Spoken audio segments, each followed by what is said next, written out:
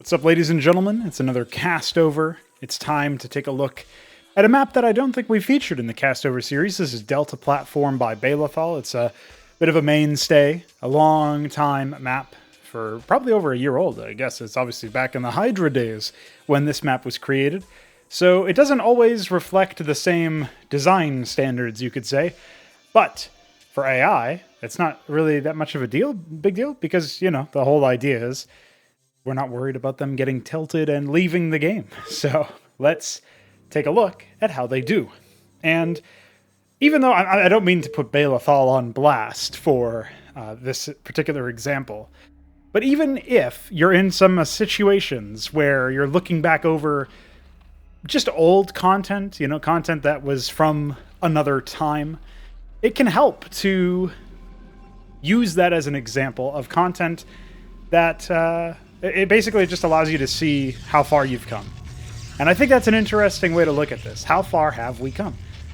Well, this map does have a bit of an issue with the size of bases in terms of how many structures you can actually build. I don't think that'll be a massive issue because 4 out of 6 of our players are Zerg. So if you thought maybe we were going to skip all the Niduses and skip all of the crazy shit like that, well, I imagine you've got another thing coming, but we'll see how long this 3v3 takes to resolve. That being said, we are getting some of the expansions out very soon, and Zerg don't have the problem of build space nearly as much. However, since all of the Zerg tend to build more colonies in the, like, basically I wouldn't say it's mid-game, because it's really as the mid-game is beginning. It's that transitionary period between mid-game and early game. But as that happens, we tend to see a pretty large number of creep colonies now from the AI, and those obviously turn into larval colonies, or they turn into, you know, static defense, whatever floats your boat. So all that stuff is very good, very enjoyable. And yeah, by now, I mean, obviously we're able to take a look at just how these AI are putting themselves together. Another thing you'll notice that's not really the map maker's fault in this example, it's just a weird AI, is that in this particular case, everybody has taken the front base, which is intended. But in this case, this particular Zerg AI, what's this color? Earth Tone. Earth Tone has decided to take this north one and also just fuck this placement, dude. Who would do that? What's wrong with that guy? But Earth Tone has taken that, while his ally, who is like Bone or something, Platinum has taken the base that was supposed to be Earth Tone's. Why? And why is nobody taking this? Maybe that'll be the Protoss. This looks like vivid red. Just regular red. So regular old red.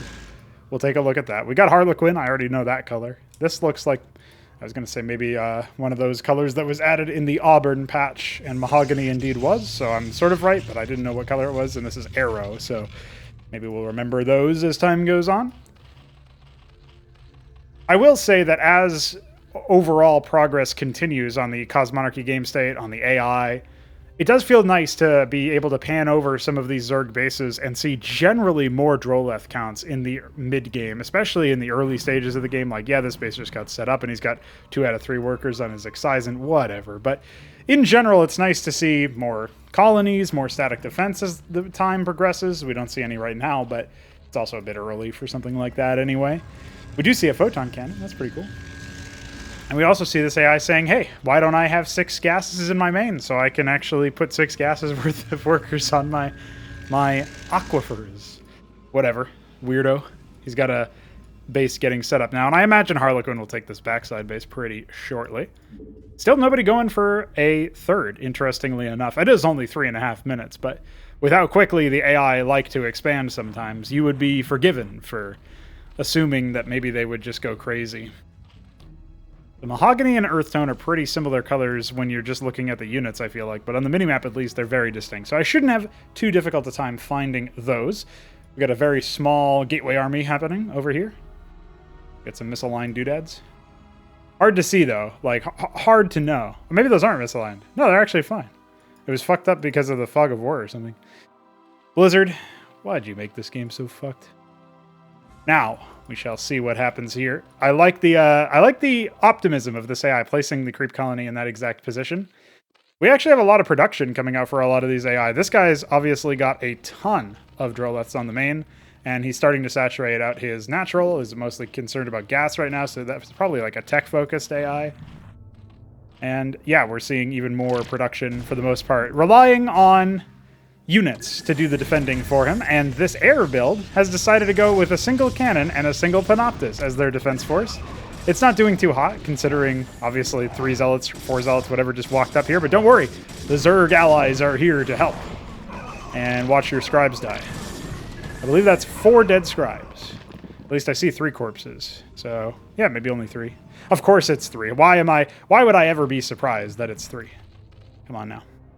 And one of the things I do like about watching AI on this map, or fighting AI on this map even, is it's enjoyable to see the AI try to take forward map control, which is what you see here with Earthstone taking this base. Like, obviously, Red's finally expanded, and then we have Platinum gearing up to take that one. So the top team, the upper right team, seems to be seizing some sort of advantage. Meanwhile, Harlequin is looking inward for its third base, and we are seeing some additional colonies, some additional production. I assume these next couple of colonies will be a little bit more on the defensive side. But you never know with Zerg. Sometimes they do figure things out a bit differently. Obviously, that's something that I've been trying to do specifically, is improve their colony management. Speaking of management, this guy has lost some more scribes. Actually, it looks like 5. Count them from the corpses. That's pretty tough. However, I think he's operational now. He's got his Stargates, and he is starting to build up the tech. I don't like the Celestial Tribune before an Argosy. We are still working out the kinks for some of those build orders, but, you know. Meanwhile, pretty large Earth-tone force converging. The Quasalisks getting so much free reign and free real estate to pincer apart the Zethar cores. You can see they just melt like butter, so you'll wish you had actually morphed that creep colony into a sunken buddy, even though that only just got down. However, there's still plenty of production on this bottom side to potentially riposte this assault, and the benefit of larval colonies, the benefit of structures in general, they do take a little bit less damage, so you don't have to worry too much about that by comparison. However, you might have to worry a little bit about Red's attack force here, as most of them can actually attack up, and of course the... oh, never mind, the pincer from Harlequin is here. I was going to say the Simulacrum's getting tagged a little bit, and the AI being a bit rough at micromanaging that kind of stuff obviously makes it easier for the advantaged Protoss to remain advantaged. However, Red will indeed be falling, and meanwhile, a stray Panoptis actually came in to help out with these Quasalisks. It only costed you almost every single drill that you had in that base, you goofball.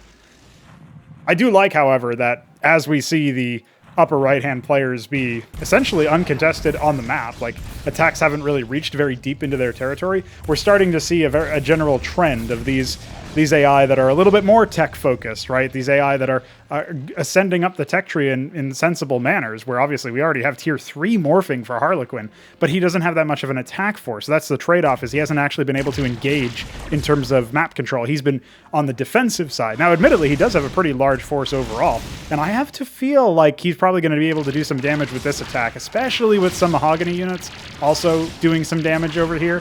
Harlequin, obviously, should be able to potentially even close out this hatchery. And considering it was never up and running, it's not a massive asset, but it's still something that you don't want to lose in terms of map control.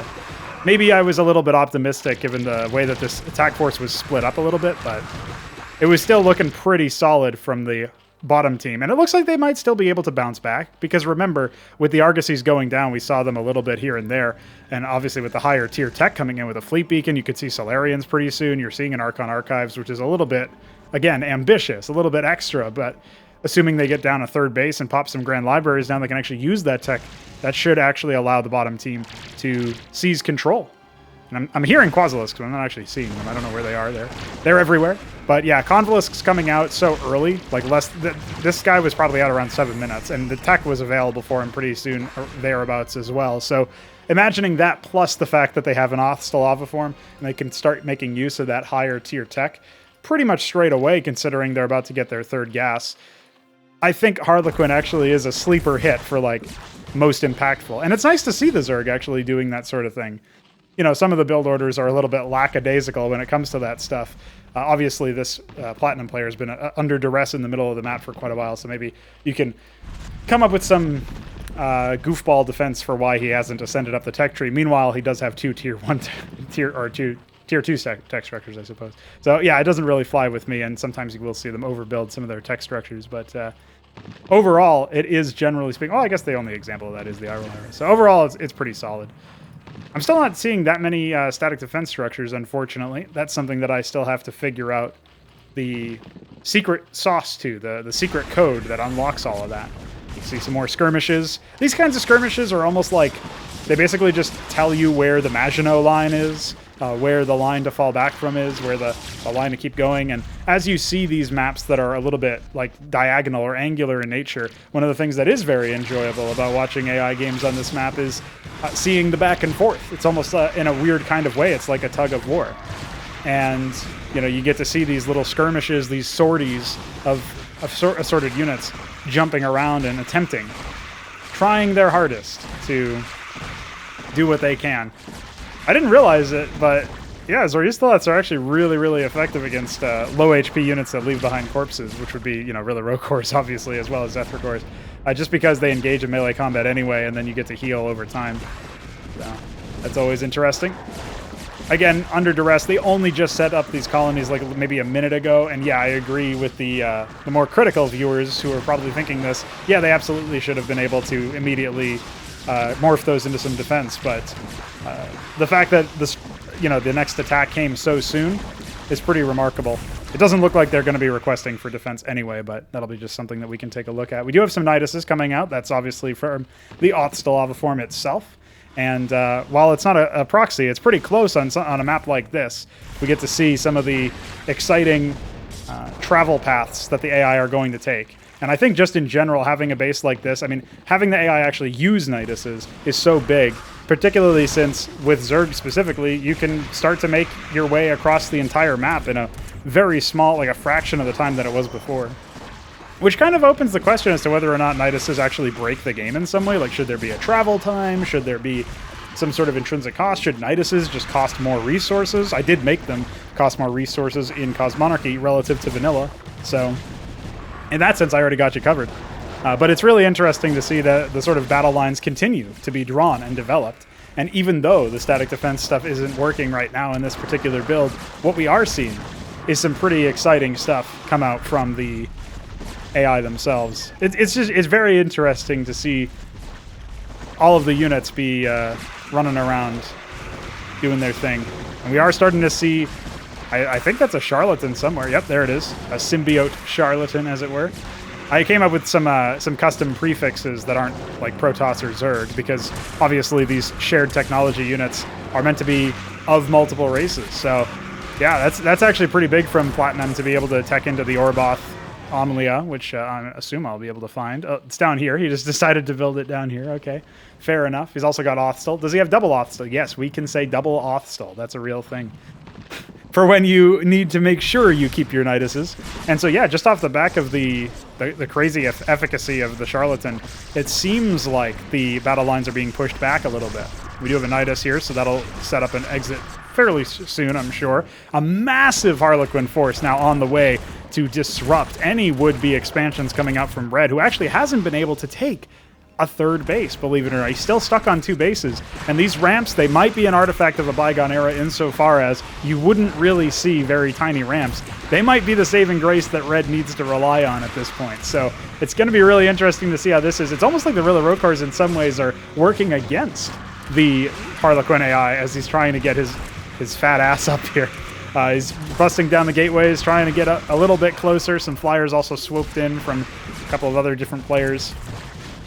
And now the reinforcements getting caught out by the red forces that are actually trying to, by the looks of it, flank around to get over here. But as soon as those Lakissilisks get burrowed, it's going to be so difficult to uproot them. And this is a mess of a battle, but it's actually really, really interesting to me, even though maybe readability is not the best right now. What with all of the hallucinations despawning. There we go. Now the army can start to breathe a little bit, and our eyes can start to breathe a little bit as well. Some Psy Storms for good measure, but it looks like that was mostly a Veek Storm, where he hurt himself more than anything. Yeah, of course, the Lakissilisks are going to be hunting down now. There we go. I wish I could say that them positioning by the scribes as a threat or whatever is a deliberate consideration, but I gotta hand it to you guys. It's definitely not a deliberate consideration. I promise you.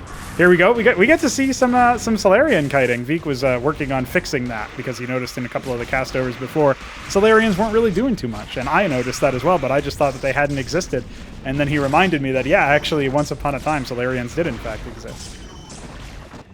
Now, as much as this Platinum AI is going to try, with Red's base completely out of the picture, he wasn't dishing out massive high-tier tech. He does have Archons now, which is pretty formidable. And it sucks to lose those kinds of things. But I'm pretty sure this guy just got absolutely annihilated. And if that hatchery is able to get off correctly, we're going to be able to see a Nidus Canal over there. Like, you know, some of this stuff is actually incredibly deadly. And the other thing that you'll end up seeing a lot of the time in these AI v AI battles is, generally speaking, the proxy Niduses will come out in ZVZ matchups when there can be this very long, prolonged battle between one AI and another. Mahogany only now just taking this base kind of surprises me, but I suppose at the same time, Arrow in the top left has only taken his third just now.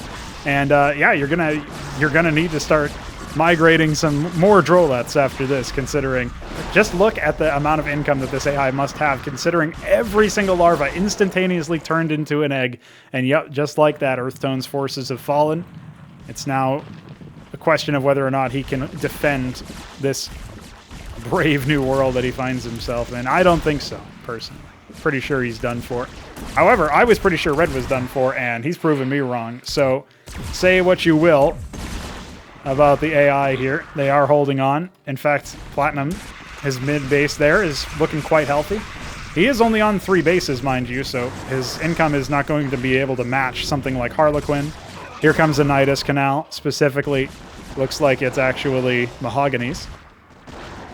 And if this, again, if this Nidus pops out, like, he's already got defense, he's already using his larva, not for Droleths, mind you, mostly for defenders by the looks of things. He only has a scant few Droleths over here, and they're actually in the middle of trying to rid the Drakodon from this base. But yep, there's the Nidus, and it's instantaneously being popped out and being utilized by the AI. It's just now a matter of time by the looks of it before that bottom team ends up being successful, and with more fleets being scrambled, some sort of solar escort build we got going on here from the Protoss, the Arrow in the bottom left. I'm not liking the top team's chances. They were looking really good in the early game, and maybe if you had taken bets on something like this back then, you would have thought, oh shit, that top team's got it in the bag. Look, it was like 8 or 9 scribes died in the early game, which isn't insanely massive, but it's still pretty, you know, next level.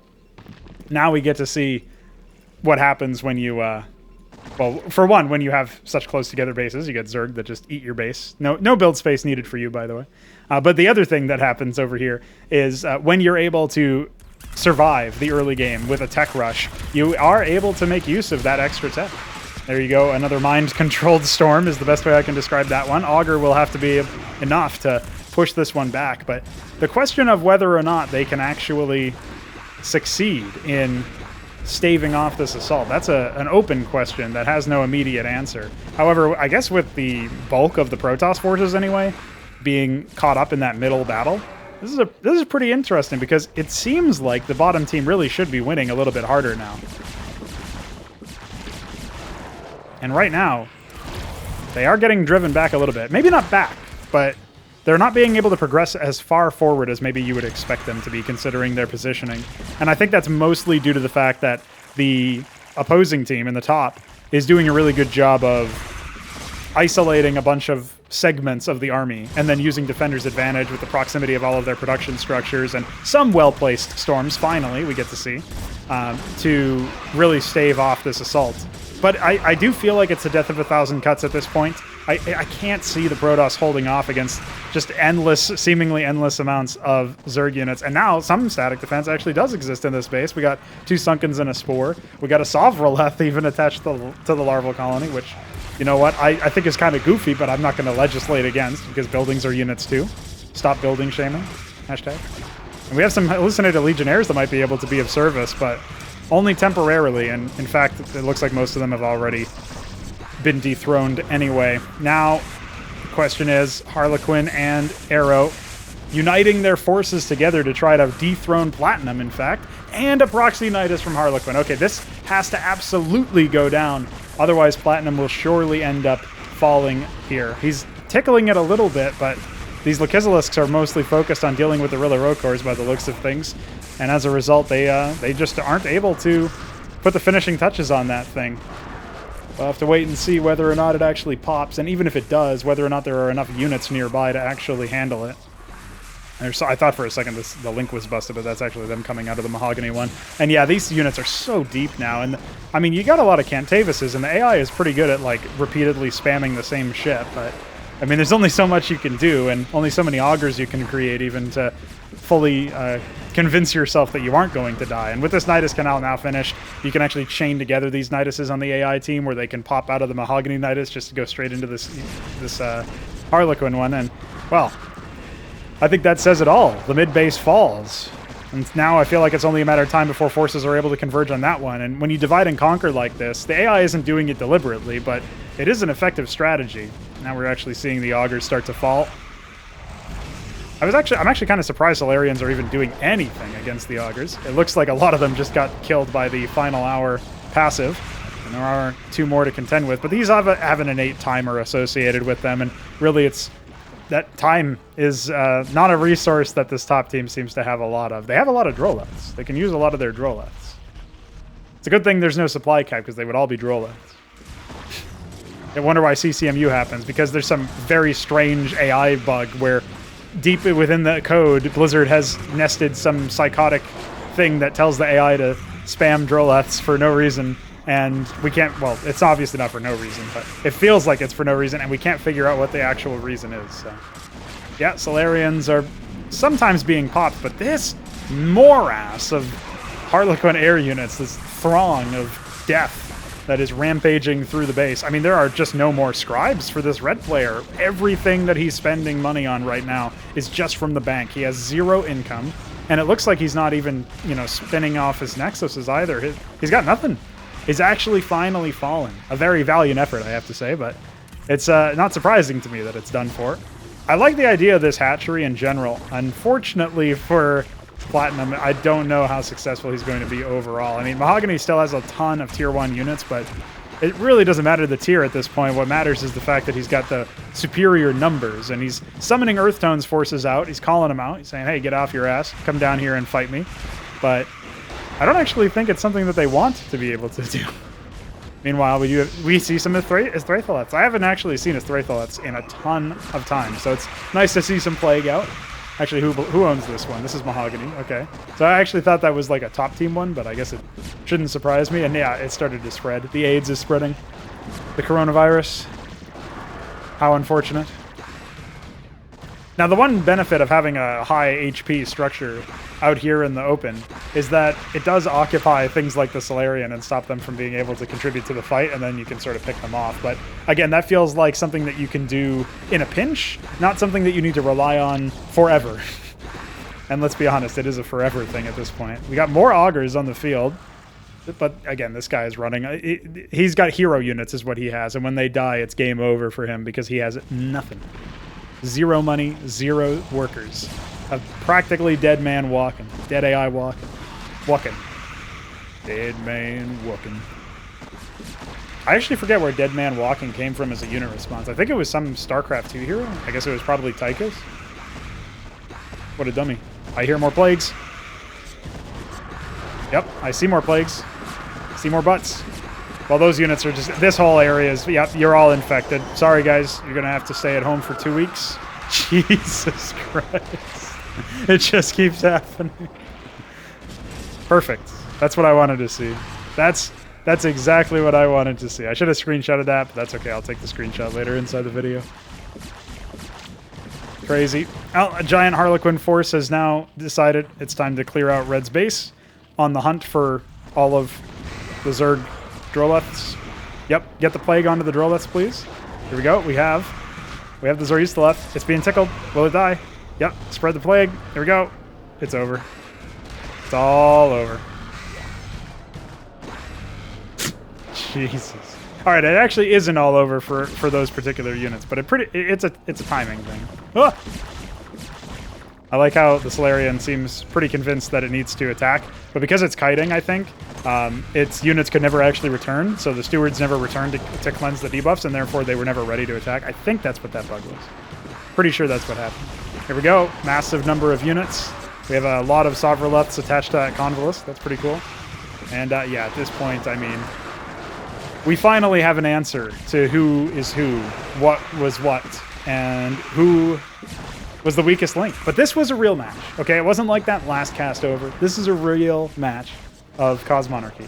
And you know what? Even though the static defense took ages to come online, and it's technically a downgrade from the previous version, the tech is not a downgrade. The tech is an upgrade, and we're still getting it better, and we're still going to make it so that it improves over time. And it's nice to see this number of Zerg units on screen, even if they're fighting other Zerg, even if they're betrayers. It's still epic. And we even get to see, you know, the Nidus Canal stuff. That was pretty cool. We got at least one proxy that I confirmed. And obviously, yeah, I mean, is it any surprise? Is it any surprise?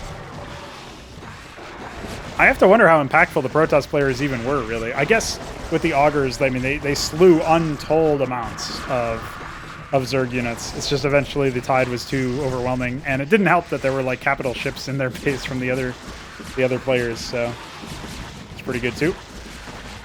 Lovely Orboth Omnia. Shout out to whoa! That was the Nathricor passive. Some structure just burst and gave them all of the stacks. We probably need to revise that behavior so it's not that stupid, but I don't know how to revise it on a conceptual level without removing, like without putting a cap on it, basically. And when you put a cap on something, you're basically admitting you couldn't make it work otherwise, which seems like defeat to me, but maybe there's an argument to be made for sanity. I don't know. But yeah, Orboth Omnia, shout out to, like, I added that in like the day before the patch, and DF and Junthriong both got me the icon and wireframe, respectively, in like record time. It was like a few hours after I asked them both, so pretty cool guys there. And yeah, that's pretty much it. I mean, that's it. Game over. We get to see the AI lose horribly on the top team, but only after 25 minutes. So hope you enjoyed. It doesn't look like there's a trigger here, or it's busted because of some other bug. I'm not sure. I won't blame Balethal for that. We witnessed that, and it's pretty cool stuff. So join for the next cast over, because when I have the next cast over, I'll be a little bit further along with the Zerg AI, and assuming we have Zerg in the game, we'll be able to assess whether or not my fixes actually fix things, or if they broke things even further. And that is the twist that I'm leaving you with, so enjoy that, and when you fight the AI, make sure to check your base for proxies.